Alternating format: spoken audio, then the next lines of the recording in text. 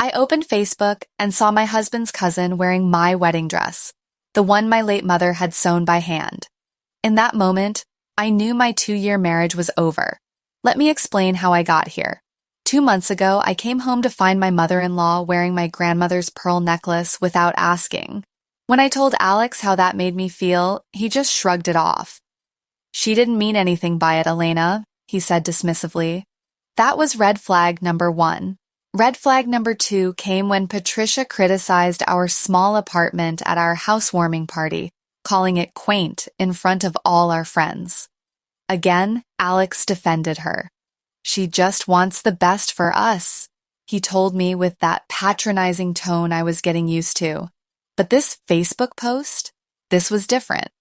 Sarah was twirling in my dress like it was hers, and there was Alex in the background, smiling like nothing was wrong. I called Patricia immediately, my hands shaking as I dialed. "Oh, you saw the photos," Patricia said cheerfully when she picked up. "Doesn't Sarah look beautiful? The dress fits her perfectly." I tried to keep my voice steady. "Patricia, that's my wedding dress. You gave it away without asking me?" "What's the big deal, Elena?" she replied, sounding annoyed that I was even questioning her.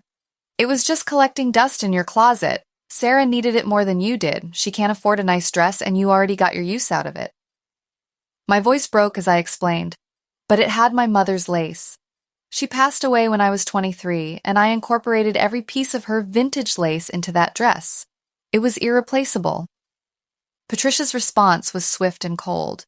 "Oh, don't be so dramatic. It's just fabric. Besides, it's better that it's being used instead of rotting away in storage."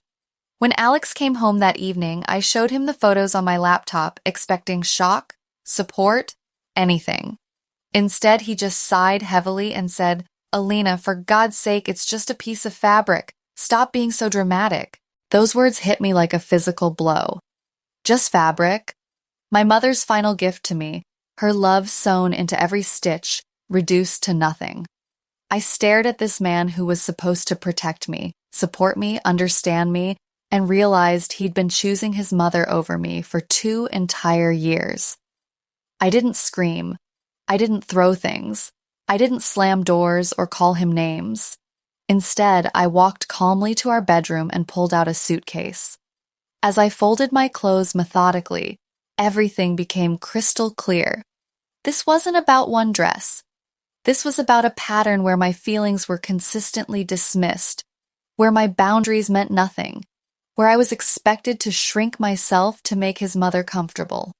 Alex found me zipping up my suitcase and asked incredulously, "You're really going to leave me over a dress?"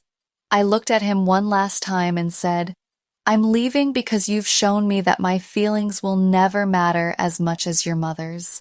And Alex, it was never about the dress.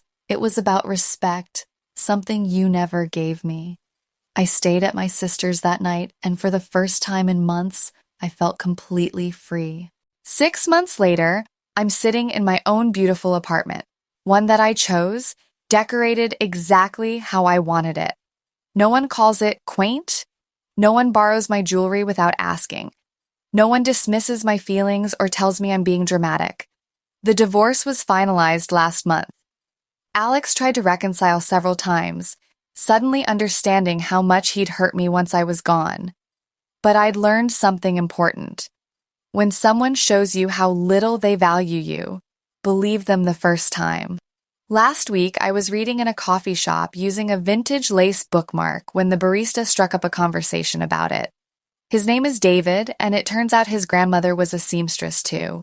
We spent an hour sharing stories about family traditions and the things we inherit that truly matter.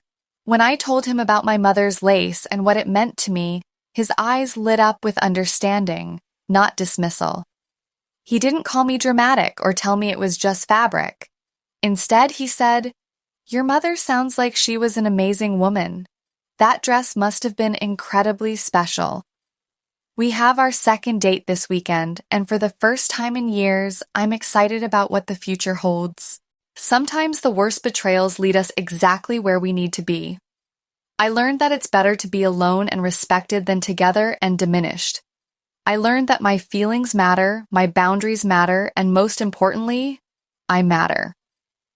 Looking back now, I'm actually grateful that Patricia gave away my dress.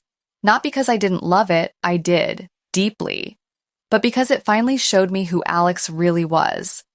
It showed me that in his family, I would always come second. My emotions would always be too much. My treasured possessions would always be disposable.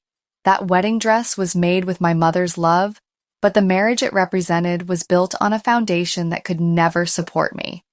So here's my question for you. Have you ever stayed in a situation where someone consistently dismissed your feelings? What was your breaking point? Let me know in the comments below, because I guarantee you're not alone in this experience. And remember, your feelings matter, your boundaries matter, and you matter. Don't let anyone convince you otherwise. Thanks for listening to my story. Sometimes the door that closes behind us leads to something unexpectedly beautiful.